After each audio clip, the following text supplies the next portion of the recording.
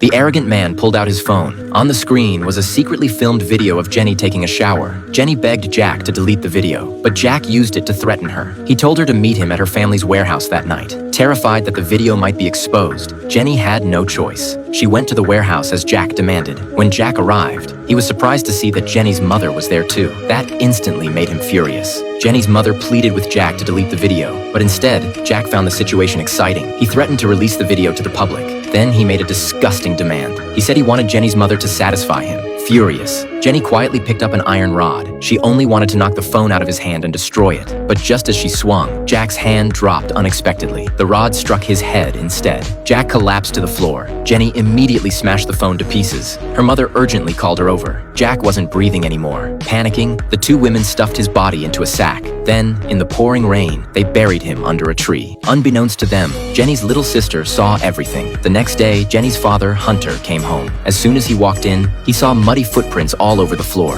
His wife sat on the bed, crying in fear. After hearing what had happened, Hunter comforted Jenny. He stood silently, staring at the freshly disturbed soil outside. Then he went to the warehouse. There wasn't a drop of blood at the scene, but he did find Jack's SIM card. He remembered how police could track a person through their SIM card, so he carefully wrapped it up. Then he bought a new phone. He inserted Jack's SIM card. Afterward, he wiped the phone clean of fingerprints and threw it into a passing truck. The next thing he had to deal with was Jack's car. When he opened the door, the car alarm went off. That caught the attention of Officer George. Hunter didn't have time to think. He jumped into the driver's seat and started the car. He drove to an abandoned quarry. Then he pushed the car into the lake. After handling everything, Hunter returned home. That's when he learned the shocking truth. Jack was the police chief's son. Even so, Hunter insisted on taking the family on a short trip to calm down. At dawn, the family boarded a long-distance bus. They said they were going to the provincial capital to hear a monk's sermon. Although the sermon had ended the day before, they still sat in the empty hall for half a day. That night, they checked into a hotel. The next day, they enjoyed the local food. They even went to see a movie in the city. On the surface, it all looked like a vacation, but everyone wore tense,